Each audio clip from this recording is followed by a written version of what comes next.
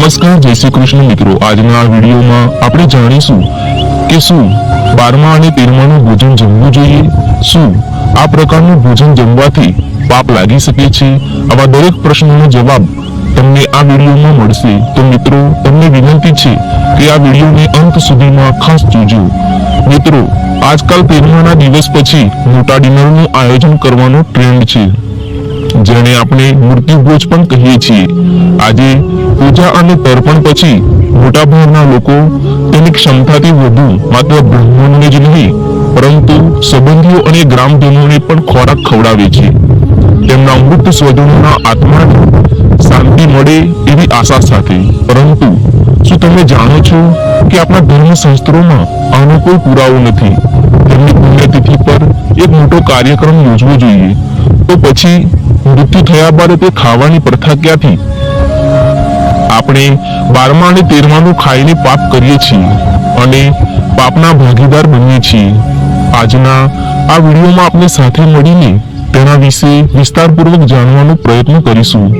તો મિત્રો, તમારા બધાનું ફરી એકવાર આપણી આ ચેનલ પર સ્વાગત છે।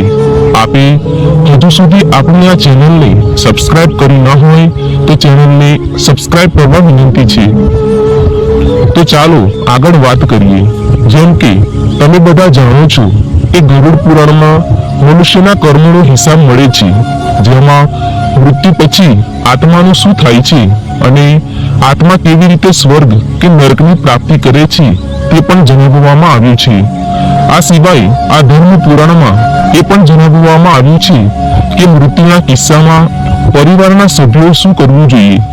ગરુડ પુરાણ મુજબ જ્યારે કોઈ વ્યક્તિનું મૃત્યુ થાય છે તો તેના પરિવારના સભ્યોએ આત્માની શાંતિ માટે તર્પણ અને પૂજા કરવી જોઈએ અને તેમને યમલોકની યાત્રા પૂર્ણ કરવી જોઈએ, જેથી મૃતકની આત્માને આ મુશ્કેલ યાત્રા કરવાની શક્તિ મળે। હકીકતમાં જ્યારે આત્મા શરીર છોડી દે છે ત્યારે તે નિર્બળ બની જાય છે।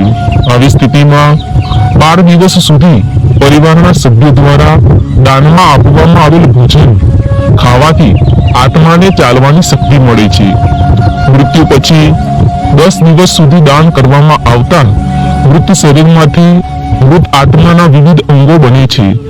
11મા અને 12મા દિવસે પિંડદાન સાથે શરીર પર માંસ અને ચામડી રચાય છે। પછી 13મા દિવસે જ્યારે 13મું કરવામાં આવે છે ત્યારે મૃતકના નામે જે પિંડદાન આપવામાં આવે છે તેનાથી તે યમલોકની યાત્રા કરે છે। એવું માનવામાં આવે છે કે આત્મા 12 દિવસ સતત ચાલે છે અને તેના ગંતવ્ય એટલે કે પ્રભુધામ સુધી પહોંચવા માટે ઘણી મુશ્કેલીઓ સહન કરે છે। તેથી જ હિન્દુ ધર્મમાં 13મી ઉજવવાની પરંપરા છે, પરંતુ અમુક જગ્યાએ સમયના અભાવે કે અન્ય કારણોસર 13મી, 3જા કે 12મા દિવસે રાખવામાં આવે છે। આ દિવસે મૃતકની પ્રિય ખાણીપીણી બનાવીને તૈયાર કરવામાં આવે છે અને ત્યારબાદ બ્રહ્મભોજનું આયોજન કરવામાં આવે છે અને બ્રાહ્મણો દ્વારા ઉજવણી કરવામાં આવે છે। દાન દક્ષિણા આપીને મૃતકની આત્માની શાંતિ માટે પ્રાર્થના કરવામાં આવે છે। અહીં તમારી જાણકારી માટે તમને જણાવી દઈએ કે આજકાલ બ્રહ્મભોજને જ મૃત્યુભોજ કહેવામાં આવે છે, જે યોગ્ય નથી, કારણ કે બ્રહ્મભોજ બ્રાહ્મણોને જ આપવામાં આવે છે, સગા સંબંધીઓ અને ગામડાના માણસોને નહીં। ગરુડ પુરાણ અનુસાર મહાબ્રાહ્મણોને 11મા દિવસે અને 113 બ્રાહ્મણોને 13માના દિવસે અથવા તેમની ક્ષમતા મુજબ ભોજન આપવું જોઈએ। તેમજ બ્રાહ્મણોને સફેદ સેફી નામનું વાસન આપવું જોઈએ, તેનાથી આત્માને શાંતિ મળે છે। હવે દોસ્તો, તમારા મનમાં આ પ્રશ્ન અવશ્ય ઉભો થતો હશે કે જો મૃત્યુ પર્વની કોઈ જોગવાઈ નથી તો તેની શરૂઆત કેવી રીતે થઈ? વાસ્તવમાં ગરુડ પુરાણમાં પણ પાગલીની વિધિનો ઉલ્લેખ છે। પરિવારના વડાનું મૃત્યુ થાય ત્યારે આ વિધિ કરવામાં આવે છે। આ પછી ઘરના નવા વડાની પસંદગી કરવામાં આવે છે અને પાઘડી, જેને દાસ્તા પણ કહેવાય છે, વિધિપૂર્વક ઘરના સૌથી વૃદ્ધ જીવિત પુરુષ સાથે બાંધવામાં આવે છે। રસમ પાઘડીની વિધિ અંતિમ સંસ્કારના ચોથા દિવસે કરવામાં આવે છે અથવા 13મા દિવસે આયોજન કરવામાં આવે છે. હવે છેલ્લા પ્રશ્ન પર આવીએ છીએ. જો કોઈ વ્યક્તિ અંતિમ સંસ્કારની મિજબાનીનું આયોજન કરે છે તો શું તે ખોટું છે અને શું તે મિજબાની ખાનારાઓને કોઈ પાપ લાગે છે?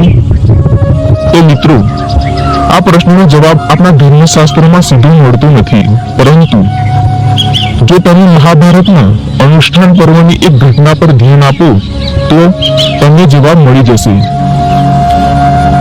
વાસ્તવમાં મહાભારતના યુદ્ધ પહેલા એવું થયું હતું કે શ્રી કૃષ્ણ દુર્યોધનના ઘરે સંધિ કરવા ગયા હતા અને ભગવાન શ્રી કૃષ્ણએ દુર્યોધનને કોઈ પણ કિંમતે યુદ્ધ ન કરવાની સલાહ આપી. પરંતુ જ્યારે દુર્યોધન રાજી ન થયો ત્યારે શ્રી કૃષ્ણ ત્યાંથી પાછા ફરવા લાગ્યા. આવી સ્થિતિમાં દુર્યોધને શ્રી કૃષ્ણને ભોજન કરવા કહ્યું.